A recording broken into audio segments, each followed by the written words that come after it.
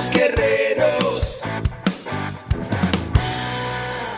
Hola, bienvenido a la AMED, Asociación Mexicana de Educación Deportiva.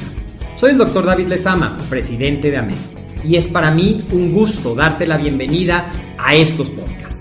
Este programa está diseñado para compartir contigo conocimientos de los temas que nos apasionan a todos los que amamos el físico-constructivismo y el fitness y queremos mantener un estilo de vida saludable. Hablaremos entonces de entrenamiento, de nutrición, de suplementación, de farmacología y de un tema que cada vez toma más importancia, el marketing deportivo digital. Tendremos como invitados una gran variedad de opiniones y profesiones, entrenadores, nutriólogos, profesores de AMED, químicos farmacobiólogos, médicos, preparadores físicos y desde luego deportistas. Sus historias, consejos y testimonios te ayudarán a aumentar tus conocimientos y desde luego también tu número de entrenos de clientes, haciendo más exitosa y profesional tu profesión de entrenamiento deportivo. También aprenderás técnicas más eficaces del marketing que te ayudarán a monetizar esta profesión. Si quieres saber más de nosotros, visítanos en la casa virtual de la familia AMED, www.amedweb.com. ¡Hey! ¿Qué tal? ¿Cómo estás? Bienvenido a esto que es tu espacio, AMED, el deporte, la nutrición y el emprendimiento deportivo más cerca de ti. Yo soy el Dr. David Lezama y como sabes, cada semana estamos trayéndote grandes entrevistas con expertos de las diferentes áreas de los pilares de AMED, que ya los conocerás de memoria a estas alturas, son nutrición, entrenamiento, coaching y emprendimiento deportivo. Pero el día de hoy, de verdad es que estoy súper contento, súper honrado de poder tener aquí con nosotros a, yo diría, no un experto, yo diría el experto en todo el área de esta gran oportunidad que si nos has estado siguiendo, sabes lo que son los estándares de competencia y el movimiento latinoamericano que está creando ICE México con CEP Conocer y desde luego AMED se sube a esta plataforma. Así es que con la magia de la tecnología vamos a traer a este estudio a nuestro invitado del día de hoy y mientras lo traigo te lo presento. Él es el doctor Cristian Ríos y tiene un currículum impresionante, por eso yo te decía que es no un experto, es el experto en toda esta área y vamos a tener una plática súper enriquecedora de qué son los estándares, qué es el conocer, qué es la movilidad, cuál es la oportunidad que representa para todos los que nos dedicamos a esta área del fitness, sea en la parte de nutrición, sea en la parte de acondicionamiento físico, de suplementación deportiva, el poder dar este respaldo oficial. Así es que brevemente, porque tenemos mucho que platicar y poco tiempo, te comento que el doctor Cristian Ríos es licenciado en Administración de Empresas por la Universidad Continente Americano, es maestro en Desarrollo Humano por la Universidad de Celaya, maestro en Educación por el Centro de Estudios Universitarios del Sur, reconocimiento como doctor honoris causa por el Claustro Doctoral Simón Bolívar en el Congreso de la Ciudad de México, certificado en muchos estándares de competencia, consultoría, impartición de cursos, ejecución de sesiones de coaching, premio estatal al espíritu emprendedor del estado de Guanajuato a la juventud, autor del libro El Emprendedor Educativo, consultor especialista en implementación de políticas públicas en materia de educación y es el director y fundador del Instituto de Certificación Empresarial de México, una institución que ha logrado crear la red de microempresas dedicadas a la formación y certificación de competencias laborales más grande de México, con más de 500 empresas fundadas y de la cual AMED es parte de esta gran red que estamos trabajando, como te decía, por profesionalizar y dignificar a cada vez más personas emprendedoras y más personas que buscan oportunidades. Gracias, doctor Cristian, ¿cómo estás? Qué gusto que estés aquí en tu espacio, AMED. Un placer, saludos a todos, saludos David, en verdad qué bonita presentación. Para mí es un verdadero honor participar en este podcast que sé que lo escuchan personas apasionadas y comprometidas con el deporte en México y en América Latina. Qué qué importante hoy en día es el deporte para poder trascender los retos que tenemos como país. Así que para mí es un verdadero honor estar contigo, poder compartir contigo y con todos los que nos escuchan y poder compartir experiencias que nos ayuden y nos motiven precisamente a seguir impulsando la educación deportiva en nuestro país. Gracias a ti por estar aquí. Y cuando estaba leyendo un poquito de tu amplio currículum, me llama la atención y me da pie a la primera de las preguntas que te quiero hacer, porque yo sé que tú eres inquieto por naturaleza, emprendedor por naturaleza, y bueno, el que hayas recibido el premio estatal de Guanajuato por ese espíritu emprendedor. Mi pregunta que te quiero hacer para abrir esta plática es: ¿dónde nace este espíritu? ¿Tú cómo veías la vida cuando eras chiquito? ¿Ya te visualizabas desde entonces pensando que ibas a hacer algo grande, un movimiento nacional? ¿Cuáles eran tus sueños y aspiraciones? Fíjate que es muy interesante la pregunta que me haces, porque efectivamente este tema del espíritu emprendedor yo lo reconozco en mí desde muy pequeño, ya proyectado en una necesidad en la sociedad, aproximadamente como a los 13 años. A los 13 años, yo vengo de una familia de un extracto social medio bajo. Mis padres son maestros, mis abuelos son maestros, te digo, de maestros de Plaza Federal, pues, y bueno, de una pareja algo disfuncional. Entonces, fíjate que yo a los 13 años me inserto a un movimiento de jóvenes o a un grupo de jóvenes local ahí de la colonia, que precisamente pues era un movimiento de jóvenes cristianos. Entonces, este movimiento desde muy joven a mí me captura mi atención, captura mi ilusión, me hermana. Entonces me da una comunidad con la que yo crezco de los 13 a los 17 años. Y fíjate que en esta comunidad, pues, me permite aprender a servir a la gente, me permite a desarrollar habilidades de liderazgo, me permite aprender a hablar en público. O sea, como que entiendo que desde este punto yo empiezo a visualizar la gran necesidad y el gran privilegio que hay en algunas personas de servir a otras personas, ¿no? Pues desde ese entonces, fíjate que yo ya soñaba con servir a la gente. Obviamente en ese entonces no me pasaba por la cabeza cómo. De hecho, yo llegué a pensar en ese momento que iba a ser sacerdote o pastor o algo así. La realidad es que a los 17 años muere mi papá, y cuando muere mi papá, pues cambia, ¿no? Cambia totalmente mi entorno. Y entonces, pues el individuo también se tiene que adaptar al nuevo entorno, y empiezo a trabajar, y ahí en el trabajo, pues me doy cuenta que tengo ya todas estas habilidades, ¿no? De comunicación, de trabajo en equipo, de liderazgo, que formé de manera natural dentro de esta organización de jóvenes cristianos. Pero siempre, amigo, y tú lo debes de saber, y lo que nos escuchan también lo deben de sentir, porque seguramente hay muchas personas que están dentro de la Asociación Mexicana de Educación Deportiva porque vibran con este sentimiento, con este sentir de ayudar a la gente, de servir a la gente. Eso sí, desde muy chavito lo he sentido, es lo que más me hace feliz, es lo que me hace sentir realizado, es lo que siempre he hecho, y consecuencia de esa emoción, de ese sentimiento, pues un día llega a mi vida la oportunidad de entender ya de manera de fondo lo que era la educación, y pues bueno, de especializarme en esta rama, ¿no? Pero realmente sí, desde pequeño siento este espíritu por servir a la gente, David.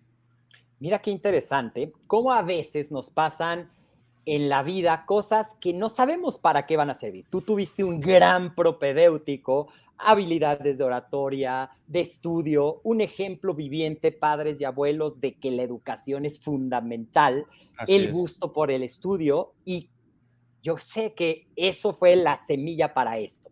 Y entonces empiezas a trabajar como, pues a veces, y creo que esto es también muy importante de destacar, más que por gusto, porque la vida te empuja y tienes que Así es. convertirte en el pilar de la familia al faltar tu papá. Y a lo mejor poner en pausa muchos de esos sueños académicos que tenías y que, y yo siempre lo digo, si en ese entonces hubiéramos conocido los estándares, la vida hubiera sido diferente, pero estoy seguro que en ese momento dices, chispas, ya no pude estudiar, ahora tengo que hacer esto y lo pones en pausa.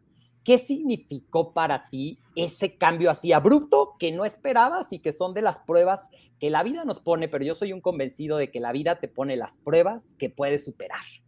Pues definitivamente, pues el hecho de que mi papá muriera me cambiaron las reglas del juego, ¿no? A tal cual, yo pude desde los 13 a los 17 años estar dedicándole mucho tiempo a esta causa social que obviamente me absorbía muchísimo tiempo y no ganaba dinero porque era algo totalmente altruista. Y yo creo que es ese momento en la vida en donde sentimos que nos bajan de la nube, ¿no? Y la verdad tuve un conflicto existencial bastante fuerte. Una, pues la muerte de un ser querido, de tu papá a esa edad, de por sí es complicada. Y la otra, bajarte a la realidad, ¿no? De que en la vida también tienes que hacer rentable tus habilidades, lejos de solamente pensar que las habilidades son para ayudar, pues tienes que ver la manera en la que esas habilidades también te puedan dar de comer. En mi caso, pues yo me tuve que meter a trabajar para poder pagar mi licenciatura, mi carrera universitaria, y tuve que ponerme a chambear. La verdad es que fíjate, de los 17 años a los 20 años, estuvo muy interesante porque yo nunca tuve la necesidad de ir, bueno, tuve dos empleos como empleado.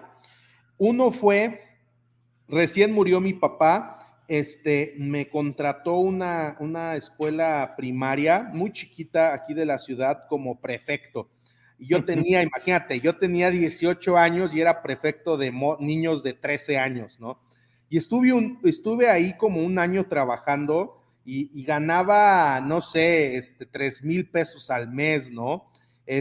Pero precisamente, pues era un ingreso que me ayudaba para pagar mi carrera, y tuve y me acuerdo mucho porque tuve una jefa bastante complicada, que realmente yo hoy a perspectiva me doy cuenta que fue la persona que me enseñó a trabajar, ¿no? Después de eso, yo me di cuenta que no era lo mío y que tenía muchísimas más habilidades que podía hacer. Entonces es cuando entro al tema del emprendedurismo, ¿no? Y empiezo yo a ver más bien por mi cuenta cómo poder generar dinero. Y fíjate que la realidad es que se me facilitó gracias a este prepodéutico que bien lo describes, tuve en mi juventud, y me empezó a ir muy bien en el tema como autoempleado, ¿no? Entonces me inscribía a todas estas empresas que venden por catálogo y órale, ¿no? A vender, y me iba muy bien, me empezó a ir muy bien, empecé a ganar buen dinero y después fíjate que en el rollo de que me había quedado huérfano y todo este rollo, un amigo, esto fue ya como a los 19 años, me consiguen una plaza en el contexto de que mis abuelos y mis papás son maestros, me consiguen una plaza como auxiliar administrativo en una primaria rural de aquí de Celaya, Guanajuato, en una comunidad, y la tomo, ¿no? En esta dinámica de que estaban preocupados, pues, de que qué va a ser de Cristian y esto, ¿no? Y yo agarro la plaza y fíjate que gracias a ese trabajo yo entiendo la dinámica y la necesidad del sistema educativo nacional y entro y estoy ahí como 9 meses, la verdad, ¿no? La verdad es que yo ganaba muchísimo más dinero en los negocios que traía, en los businessillos que traía, pero igual entré y todo esto, ¿no? Entonces, pues te cambia la dinámica, David, contestando tu pregunta, me cambió la dinámica, aterricé a veces ese sueño y esas intenciones que tenemos, pues nos topamos con pared y nos damos cuenta que no siempre, si no tienes la estrategia correcta, no siempre es posible poder seguir ayudando a la gente y comer al mismo tiempo, ¿no? Hoy entendemos que sí, y pues bueno, acá estamos, pero esos fueron mis 2 trabajos formales hasta los 20 años, y ya siguiéndome de largo, después conozco a un hombre que se llama Juan Ayala. Él es un empresario salvadoreño que vive en Estados Unidos. Yo precisamente por el tema de esta organización cristiana a la que pertenecí por muchos años, conozco a esta persona, y este hombre es un multimillonario que hizo el sueño americano en Estados Unidos, pero es salvadoreño, ¿no? Y este hombre fue uno de mis mentores, ¿no? Un nuevo mentor que aparece en mi vida ya en el tema de los negocios. Y este hombre me permite ver la posibilidad a través del emprendedurismo formal de convertirme en un empresario, ¿no? Y poder ayudar, y a través de ayudar a la gente, pues generar un mecanismo, un modelo de negocio que me permitiera pues construir la calidad y el estilo de vida que quería. Y es cuando empiezo en el tema de la educación como entrenador de equipos comerciales, en el cual me fue bastante bien como entrenador de equipos comerciales. Y ahí es como llego realmente a la educación formal, porque me doy cuenta, siendo entrenador de equipos comerciales, tenía yo 2 necesidades. Una, cómo yo me entreno como instructor, es decir, cómo puedo ser yo mejor instructor para dar mejor calidad en mis servicios como prestador de servicio profesional, y cómo le entrego un valor académico a mi alumno, ¿no? Porque yo veía que pues solo las universidades, las escuelas dentro del sistema educativo nacional lo podían hacer. Y es así como llego al Sistema Nacional de Competencias y descubro este elefante blanco que por 15 años había existido desde 1993 y que ya existía. Yo me acerco al Sistema Nacional de Competencias por la necesidad de certificarme como instructor, ¿no? Cuando busco cómo certificarme, me doy cuenta que en todo el país no, bueno, para empezar, no había nada, no podías encontrar en internet nadie que te certificara, o sea, no había nadie anunciando ese servicio. Para mí me fue muy complicado encontrar a alguien, tuve que hablar directamente al Conocer, y el Conocer me refirió a una universidad, que es la universidad una universidad tecnológica en el Estado de México, y ahí es en donde yo tengo que contactar a una directiva, y la directiva es la que me empieza a atender, una mujer también muy apasionada en el tema. Realmente me atendió por pasión en el tema, no por por obligación laboral, ¿no? Igual era más fácil para ellos como burócratas colgar el teléfono y ya.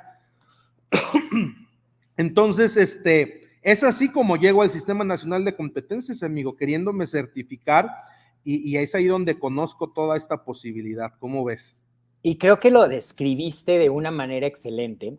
Tu mentor, que sabía la parte del servicio, la educación, la oportunidad de ser parte del sistema educativo como empleado para aprender y detectar muchas de las necesidades, y luego combinar esto, el emprendedurismo con el servicio.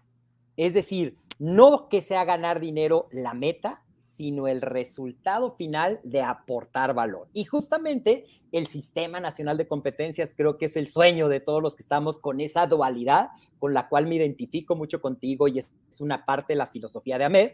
Primero el servicio, el valor entregado, la capacitación, y desde luego que es un proyecto de emprendimiento que nos ayuda. Entonces, para la gente que está aquí conectada y que a lo mejor es la primera vez que está escuchando Sistema Nacional de Competencias, estándar de competencia, así de una manera muy breve, ¿nos podrías platicar qué es el Conocer, qué son los estándares de competencia? Y de una vez le añado la pregunta porque le va a dar sentido, ya que tú viviste ese proceso, de que tuviste un primer contacto apasionado, enamorada de su proyecto, viviste un proceso primero de certificación, y cómo llega a tu mente la idea de esto se tiene que convertir en algo grandísimo. Claro. Pues realmente el Sistema Nacional de Competencias siempre fue, yo quiero creerlo así, fue concebido para que se convirtiera en algo grandísimo. Déjame te platico rápidamente el marco histórico del modelo. El modelo de educación por competencias per se, así como lo conocemos, nació ahí alrededor de 1900, nace después de la Segunda Guerra Mundial, en pocas palabras, ¿no? Después de la Segunda Guerra Mundial, los países de la Unión Europea o en Europa específicamente, empieza el resurgimiento económico. Después de la Gran Depresión y todo este rollo, empieza el resurgimiento económico y empieza la globalización. Entonces, muchas industrias y empresas empiezan a crecer a gran escala y empieza a haber mucha abundancia económica en Europa.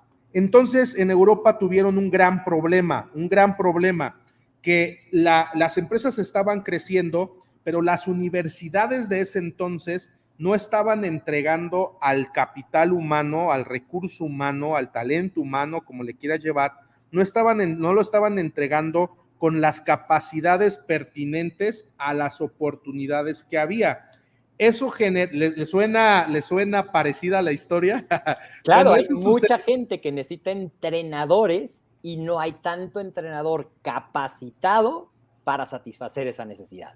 Bueno, y así todos conocemos aquí en México la historia de que los universitarios salen sin trabajo, y salen sin trabajo no porque no haya trabajo, sino porque las empresas no contratan a alguien que no está capacitado para su puesto. Entonces, esto se le llama falta de pertinencia en la inserción laboral, así se llama técnicamente, ¿no? Pero bueno, en Europa eso empezó a pasar, y obviamente en los años, después de la Segunda Guerra Mundial, estamos hablando de los años 60, 70, pero en Europa se ponen las pilas, y entonces entendieron que el viejo sistema educativo ya no le iba a hacer frente a lo que venía en los próximos 50 años con la globalización.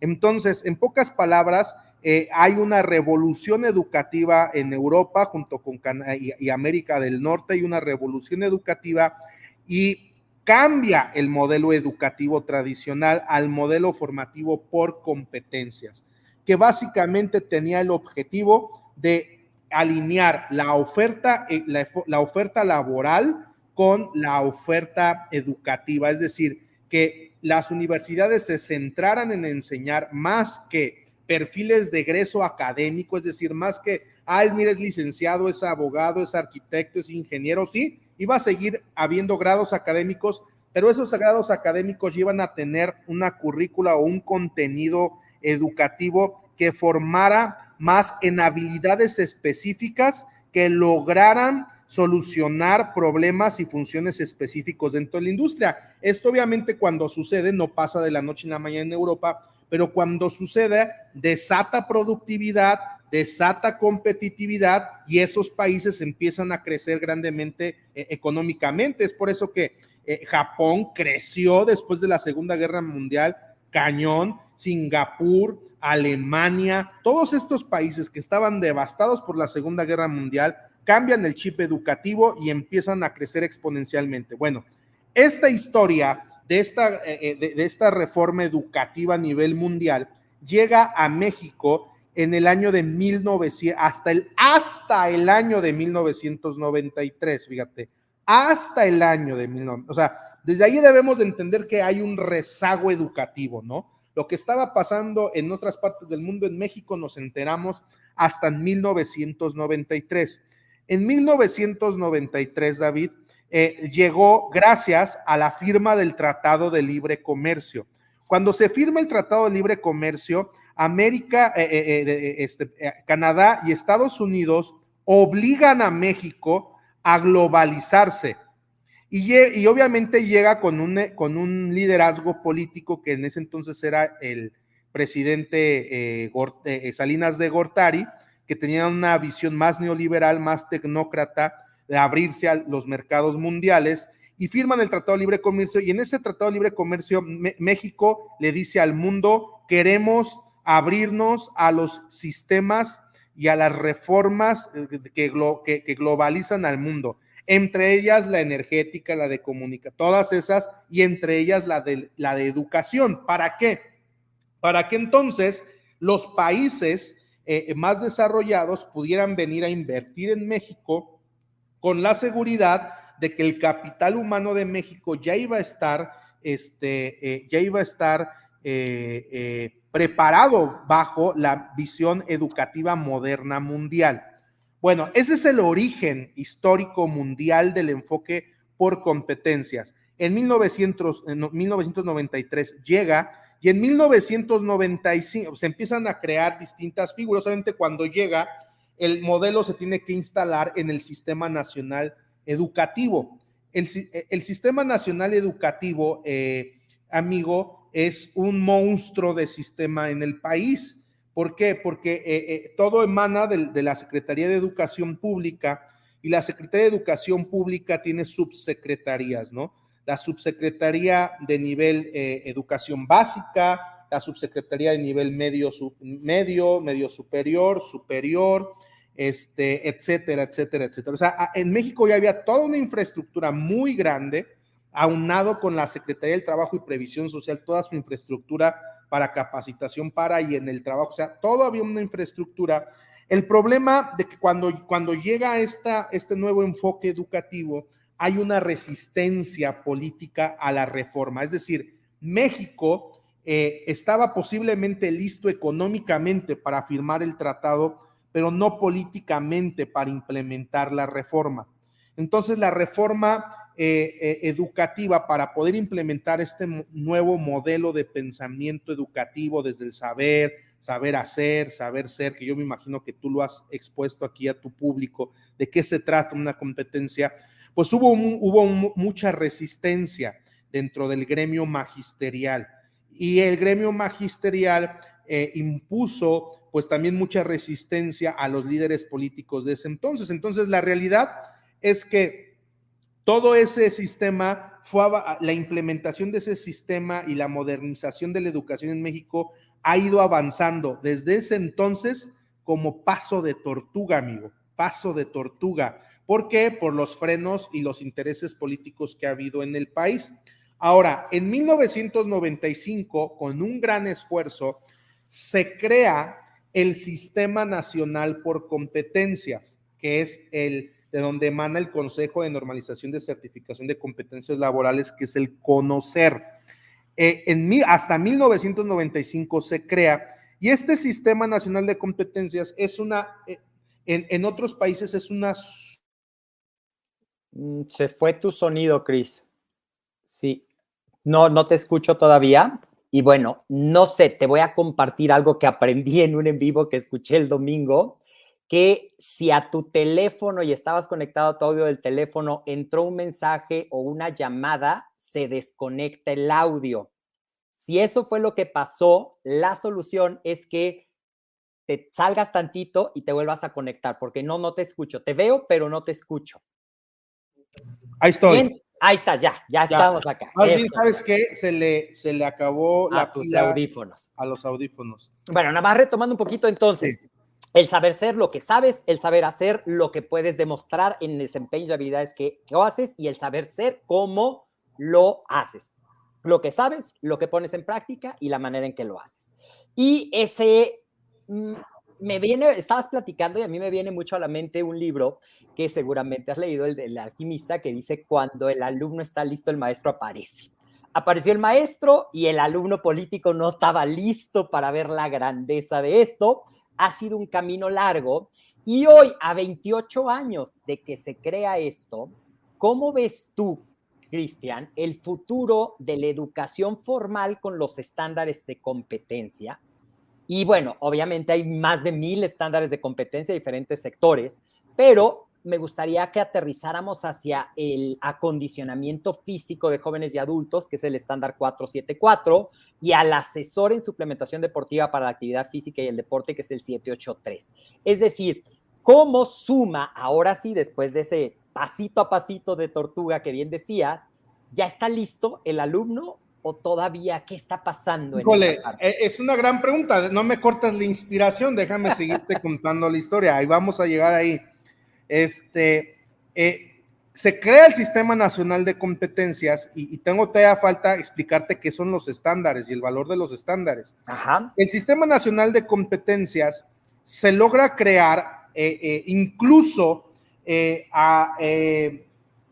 inclusive ¿cuál será la palabra? Aunque políticamente en el Sistema Nacional estaba frenada la política educativa, el sistema educativo, el Sistema Nacional por Competencia sí se logra desarrollar porque era otro sistema que no interfería a las políticas, o sea, nunca se tomaron, nunca pensaron que iba a ser nunca lo vieron como un riesgo o como un gran cambio. Entonces se logra crear el Sistema Nacional de Competencias. ¿Y qué es lo que hace el Sistema Nacional de Competencias a grandes rasgos? Pues es precisamente lograr actualizar las necesidades de educación que existen en los nichos sectoriales económicos y productivos del país. Es decir, te sales totalmente de la currícula académica, de lo que te enseñan en la escuela, que a veces no sabemos ni por qué no lo enseñan, y el Sistema Nacional de Competencia se va metiendo sector por sector: minería, electricidad, educación, herbolaria, o sea, en cada sector se va metiendo deporte, y entonces le empieza a preguntar a los expertos a nivel nacional, empieza a crear comités que los representan expertos, gobiernos, empresarios, sindicatos, crea y los sienta en una mesa y les pregunta, a ver, ¿qué es lo que ahorita, en este año en el que estamos sentando? Imagínate hoy, miércoles 22 de septiembre del 2021, es como si te preguntaran, David Ledesma, experto en deporte, ¿qué es lo que ahorita necesita saber hacer y saber ser un entrenador deportivo? Entonces, los expertos vacían el desempeño pertinente en un documento llamado estándar de competencia, y entonces el Sistema Nacional de Competencia lo valida y lo publica en el Diario Oficial de la Federación y lo convierte en algo que llamamos estándar de competencia, que es un estándar, el cúmulo, la descripción de conocimientos, de desempeños, de habilidades y de actitudes, hábitos y valores que un experto en determinada función debe de cumplir pertinentemente en la función del sector en el que pertenece.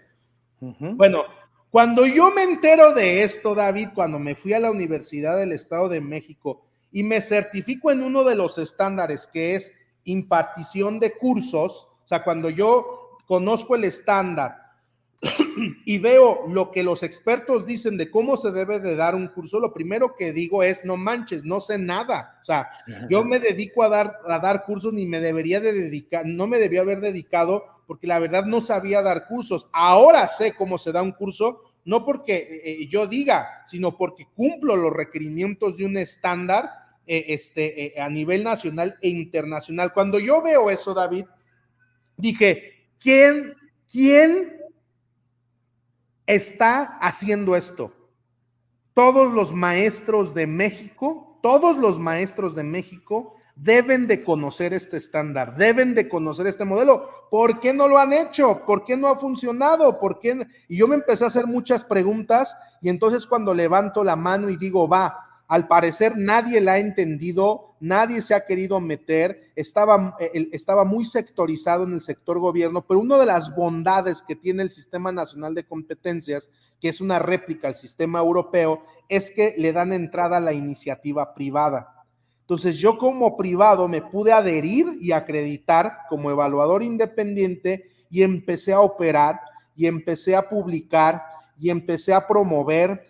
Y obviamente hubo un elemento que explotó. Yo cuando lo entendí toda esta visión y entendí toda la oportunidad que representaba, no solamente para mi sector, David, que en ese momento yo estaba buscando temas con respecto a comercialización de bienes y servicios, sino imagínate que sé que es exactamente lo que tú viste cuando lo encontraste como experto en el deporte. Dijiste, wow, o sea, también... Dije, exacto como tú, ¿por qué no hay más gente haciendo esto? ¿Por qué no lo descubrí antes?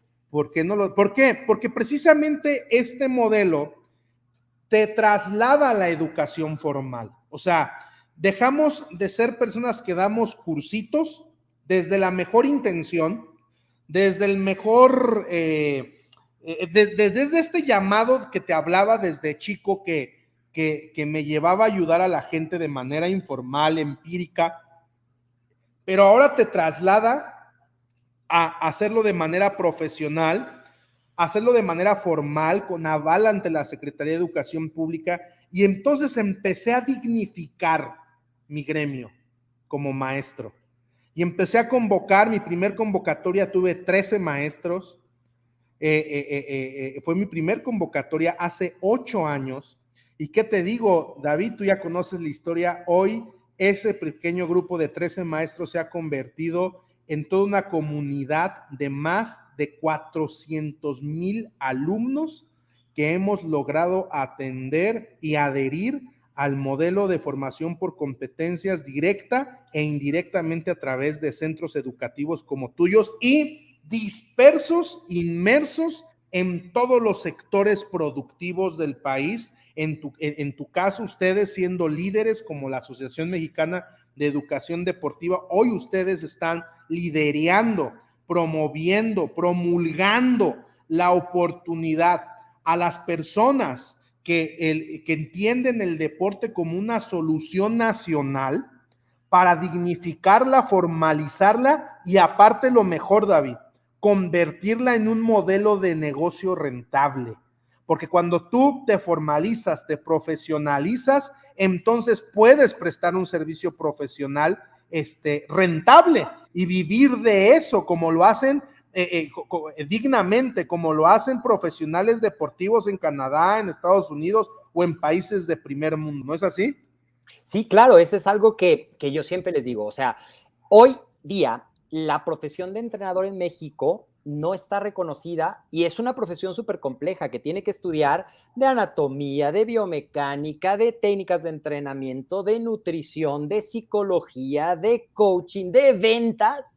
Y cuando tú revisas cuánto puede generar un instructor que se emplea en un gimnasio promedio, dices, wow, no se puede, y lo dijiste muy atinadamente, vivir digna y libremente con eso.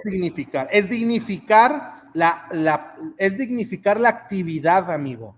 Porque mira, en el sector en el que tú estás, voy a atreverme sin ser experto, voy a atreverme a dar un ejemplo porque, bueno, tengo amigos, ¿no? Mira, yo tengo un amigo que por muchos años fue instructor de gimnasio, ¿no? Y tú sabes que, bueno, el instructor de gimnasio, normalmente su historia de vida es alguien que llegó un día al gimnasio, le gustaron las pesas, se puso bien mamado, se la vivía en el gimnasio y un día dijo, oye, pues me encanta, esto es mi pasión, pues voy a ser instructor y vengo, entreno y aparte entreno a otros y empiezo a hacer una lana, ¿no? Por ahí me tomo un cursito, algo que me certifique o con quién sabe qué, pero y hay muchísima gente en ese caso que está haciendo eso, amigo. Pero también sabemos que los gimnasios, en la gran mayoría, pues lo que les pueden pagar a los instructores es muy poquito. Y yo hablaba con mi amigo el instructor y me decía, ¿sabes qué? Eso fue hace 2 años, ahorita voy a convertir la historia de transformación de mi amigo, precisamente con este modelo. Me dijo, ¿sabes qué? Es que la mayoría de instructores ganamos bien poquito, nos tratan bien mal, no tenemos tiempo y bla, bla, bla, bla, bla, ¿no? Entonces yo le dije, oye, pero es que lo que tú haces es muy valioso, porque tú le ayudas a la gente a transformar su estilo de vida. El problema es que tú no estás vendiendo eso, tú estás vendiendo una rutina. Y hay una gran diferencia en que como tú como instructor vendas una transformación de vida a que vendas una rutina. Obviamente, ¿qué le falta a este instructor para cambiar su visión con respecto a el modelo de negocio que puede generar respecto a su pasión y a su actividad económica, competencias, amigo. ¿Qué le hace falta? Empoderarlo. Entonces, él conoce el modelo de certificación, se certifica en estos estándares de competencia que tú conoces mejor los códigos. ¿Cuáles son los códigos? El 474 es acondicionamiento físico de jóvenes y adultos para el mantenimiento de la salud. 47. Él se certifica como en 3 estándares y ahora entonces él se empieza a vender como un instructor personalizado en donde cobra al mes hasta 3,500 pesos a un nicho de mercado que está feliz y el cuate tiene de 10 a 15 clientes al mes, gana entre 80,000 y 100,000 pesos al mes, cuando antes ganaba 6,000 pesos en el gimnasio al mes. Hoy es un profesional en la industria, tiene lleno su agenda de personas que lo quieren entrenar, y eso fue gracias al empoderamiento que genera la educación formal, no solamente en la habilidad específica, como tú lo decías, sino en formarte de manera integral en el tema del emprendedurismo, de las ventas, de muchas otras cosas que el profesional en el deporte debe de entender para poder proyectarse y hacer de su actividad una actividad digna.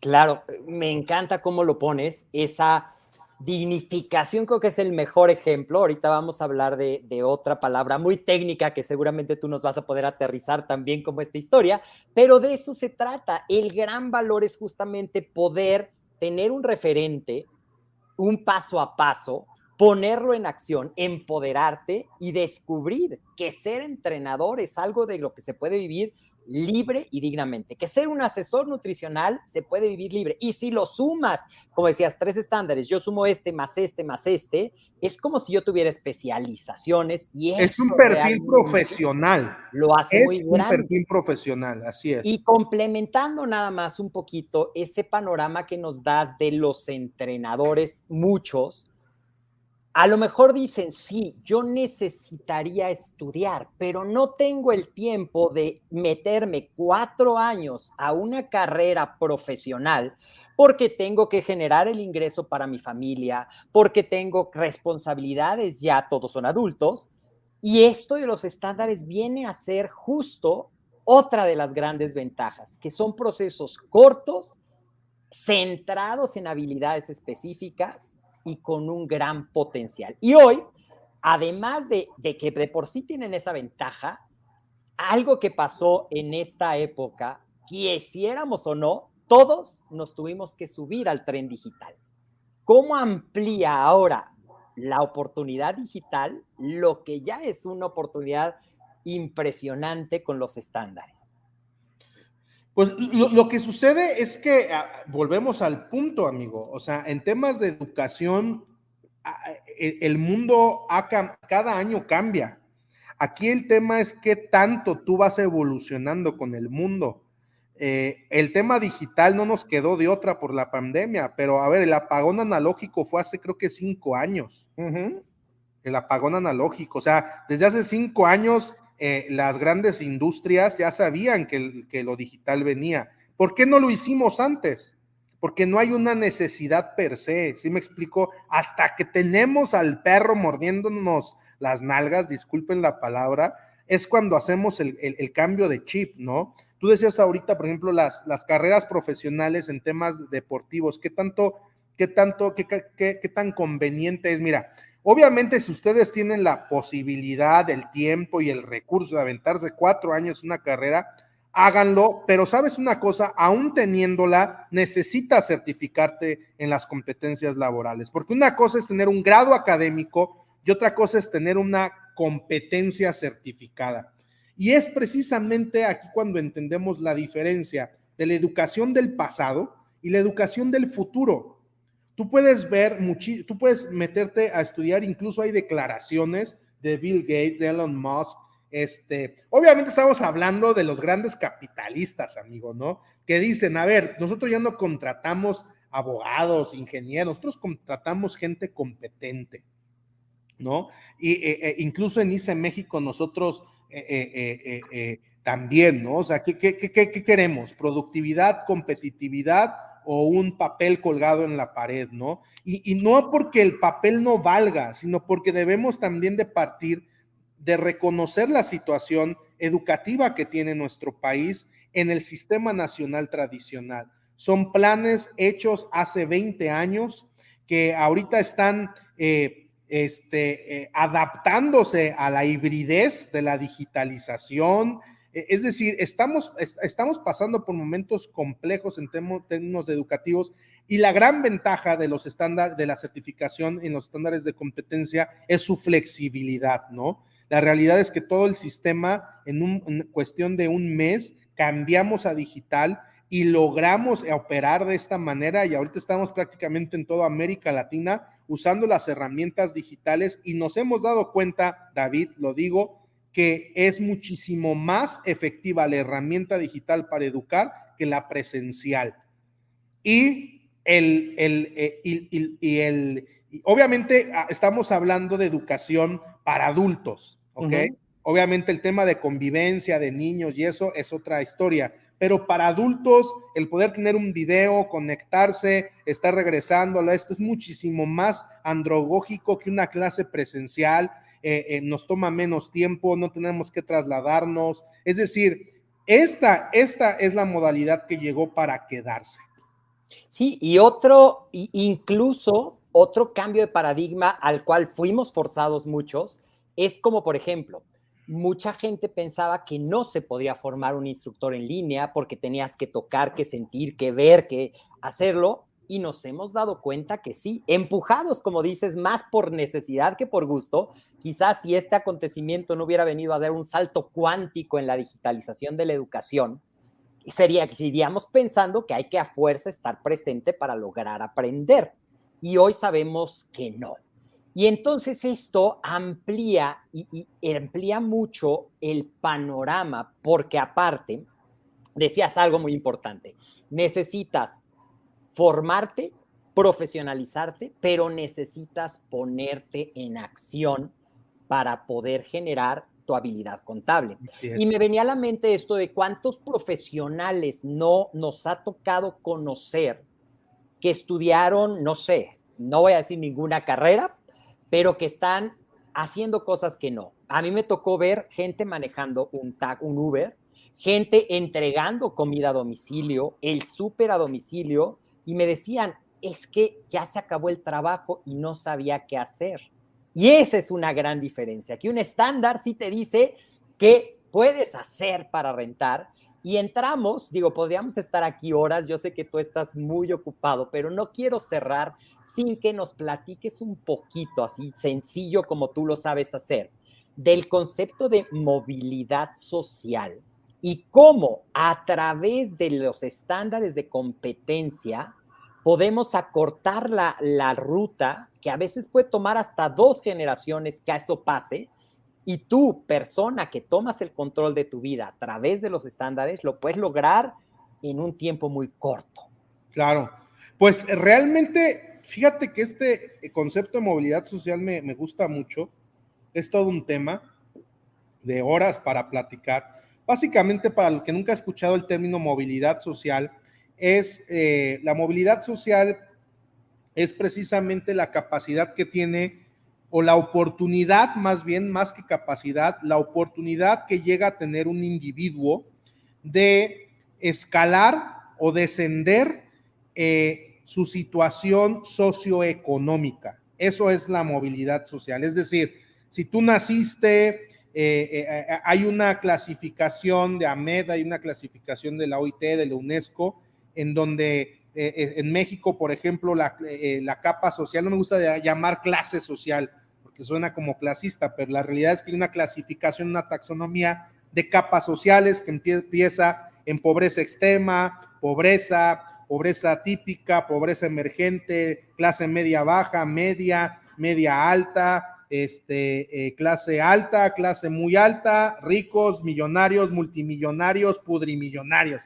Bueno, esa escalerita, la movilidad social se refiere precisamente a la posibilidad que tiene un individuo de que si nace, por así decirlo, en pobreza, tenga la posibilidad de moverse a clase media, ¿no? a través de sus circunstancias socioeconómicas. Entonces hay una serie de descripciones que yo les invitaría a que investigaran en internet cómo se describe cada capa para que te ubiques en qué capa pertenecemos.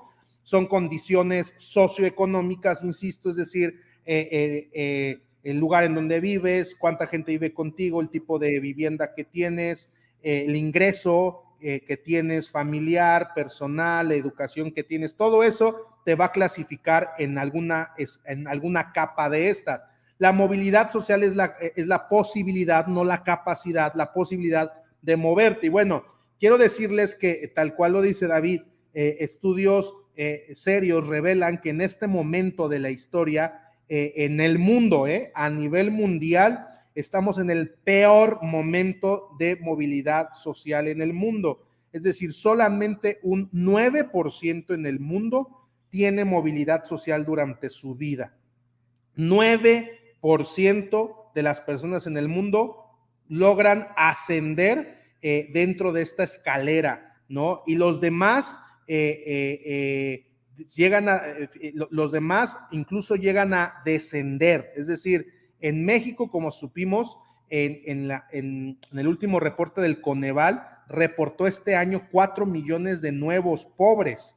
¿Qué quiere decir eso? Que eran personas que estaban posiblemente en la capa social de clase media baja, pero como es una población vulnerable a una enfermedad o a una tragedia, los hace gastar su patrimonio, pues quedan en estado de pobreza. Hoy hay 4 millones de nuevos pobres. Imaginen, ellos en lugar de ascender, descendieron.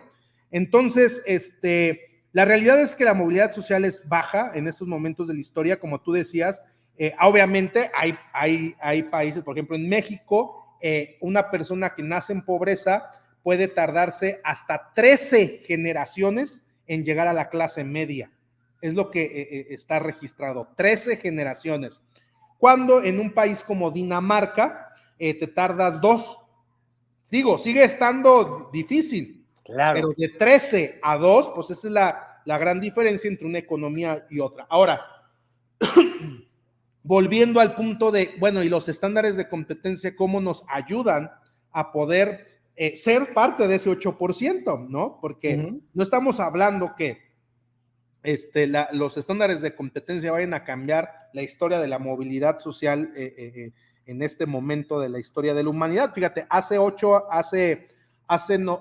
90 años, amigo, una persona que nacía pobre tenía 90% de posibilidades más de llegar a la clase media, es decir, tardaba una generación. O sea, ha cambiado. Eso cambia por distintas cosas del entorno. Aquellas personas, ¿quiénes son las personas? Entonces, Cristian, lo interesante sería, ¿quiénes son ese 8% que sube? Esa es la pregunta. Exacto.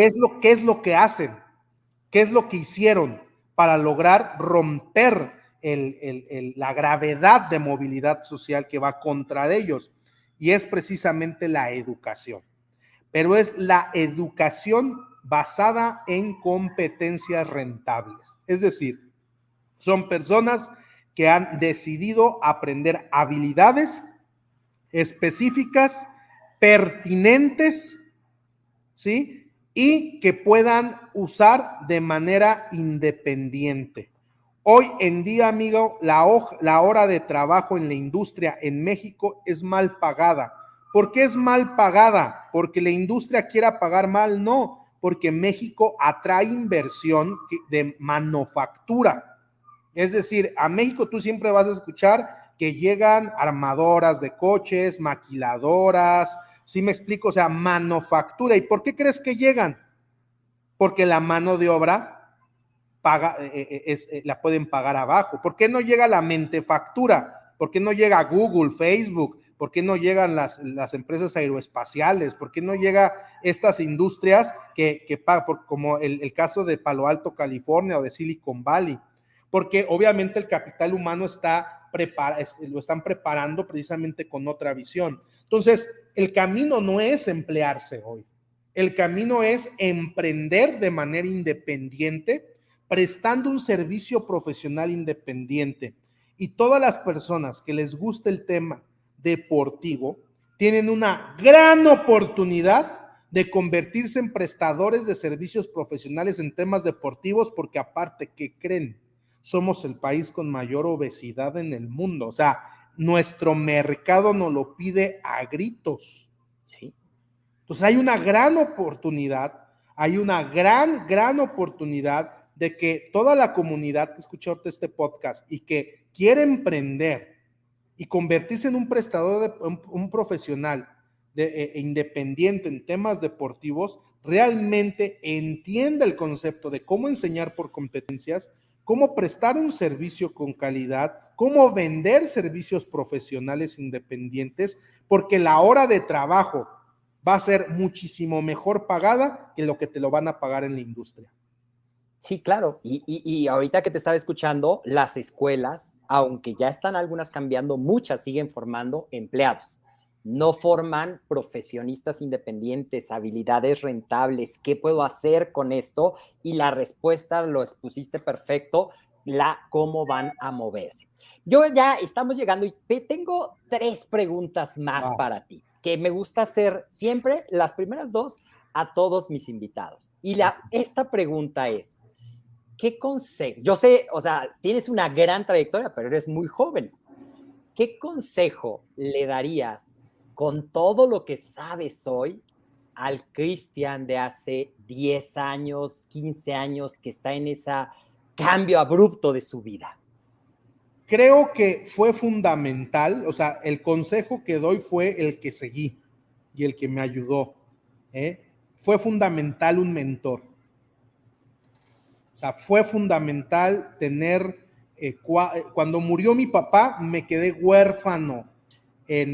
O sea, en mi cuadro, mi referencia se fue. Entonces, yo pude haberme desbalagado. Inmediatamente lo que hice fue buscar referencias que me inspiraran, a las que yo estuviera dispuesto a escuchar, a obedecer, a seguir, y obviamente inspirado en sus resultados. Entonces yo creo que el mentor en la vida de cualquier persona es clave.